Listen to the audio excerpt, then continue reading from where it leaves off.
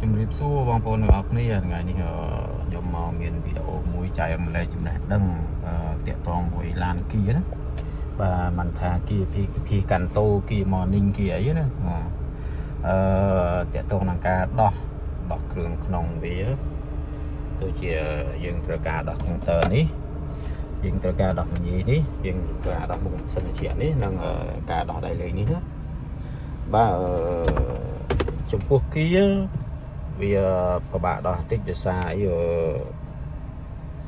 តាប់ឡូវារឹងហើយតែយើងកោះឲ្យទៅវាមានស្លាកស្នាមដូចឡាននេះចឹងបាទតែយើងកោះឲ្យវាមានស្លាកស្នាមហើយអញ្ចឹងក្នុងការដោះគ្រឿងវាយើងចង់ដោះកុងទ័រនេះមិនមែនម្ដងយើងទាញអាសុំនេះហើយយើងដោះចេញបានទេព្រោះអីវានៅជាប់ប្រឡងគីនេះមកក្របនេះប្រឡងគីនេះមកក្របបាទឃើញទេវានៅជាប់ប្រឡងវិសនេះមកក្របអញ្ចឹងបើបងប្អូនចង់ដោះកុងទ័រ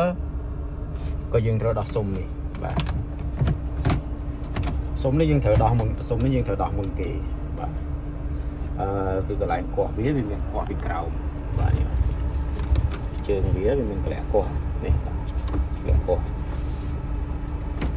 ហើយបើយើងកោះយើងតបប្រើឧបករណ៍ស្ដើងបើយើងប្រើទល់តូចមូលអីក៏ដោយយើងកោះទៅដល់មានស្លាកស្នាមហើយបើយើងចង់ដោះវាតើយើងមានជាប់កោះលើកោះឲ្យវាតែដោយសារឡាននេះវាមានគេកោះពីមុនមកចឹងវាមានស្លាកស្នាមហើយអញ្ចឹងដំណាក់កាលដំបូងយើងត្រូវកោះអាសុំនេះមុនគេបាទត្រូវដោះសុំនេះមុនគេហើយបើយើងចង់ដោះកុងទ័រយើងដោះពីនេះទៅហើយយើងទាញដោះកុងទ័របានហើយចំពោះមុខសិនជាបាទមុខសិនជាយើងត្រូវដោះសុំនេះមុនបាទដោះសុំនេះចេញហើយយើងត្រូវដោះអានេះបាទចំពោះអានេះឡាននេះគេបាញ់លេងពណ៌ណាតាមពិតបើវាមិនមែនពណ៌ទេពណ៌រៀងខ្មៅផេះយ៉ាងដូចចឹងដែរប៉ុន្តែសុំនេះជាងគោះមិនមែនគោះទាំងអស់ទេគោះបានដល់ខាងនោះចឹងមកដល់នេះវាមានវិញតែចាប់វា3គ្រាប់អញ្ចឹងបានយើងដោះយកមុខសិនជាអីបានអញ្ចឹងយើងមិនមែនចេះដាក់គោះវាទេអញ្ចឹងវាដោះតាមដំណាក់កាលគឺដំបូងយើងត្រូវដោះសុំមុខមញីនេះមុនគេ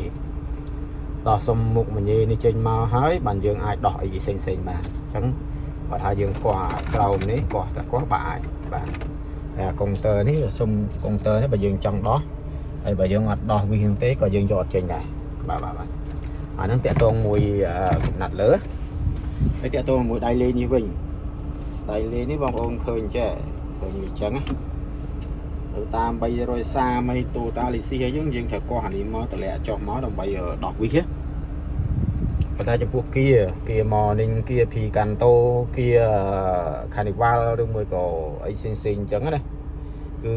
គឺយើងអត់ត្រូវការកោះទេទោះបីឲ្យយើងកោះអាហ្នឹងចេញមកកោះបែកអស់អីក៏វានៅអត់ចេញដែរដល់ពុតអាហ្នឹងគេដាក់ចេះយើងចាប់វាឲ្យជាប់យើងទាញដៃពីរទាញដកឡើងលើហ្មងបាទទាញដកឡើងលើហ្មងយើងអត់ត្រូវការកោះឲ្យទេហ្នឹងហើយយើងចាប់វាឲ្យជាប់មកដំហឹងអញ្ចឹងហើយយើងទាញវាឡើងមកលើចាទាញឡើងលើចេញហើយចំពោះការដាក់ចូលវិញស្រួលណាគាត់ដាក់ចូលនេះគោះប៉ឹកទៅជាប់ដាក់លាក់វាជាប់បាទហ្នឹងហើយបងប្អូនវីដេអូចែកចំណេះដឹងហ្នឹងមានតែប៉ុណ្ណេះបងប្អូនហើយបើសិនជាបងប្អូនយល់ថាមានប្រយោជន៍បងប្អូនជួយ like ជួយ share អញ្ចឹងណាបងប្អូនហើយបើនេះទៅបងប្អូនដែលមិនទាន់បាន subscribe channel YouTube របស់ខ្ញុំហ្នឹងបងប្អូនជួយ subscribe channel YouTube ម្នាក់មួយផងបាទអរគុណច្រើនដើម្បីទទួលបានចំណេះដឹងបន្តទៀតអញ្ចឹងណាបងប្អូនអរគុណបងប្អូនអរគុណ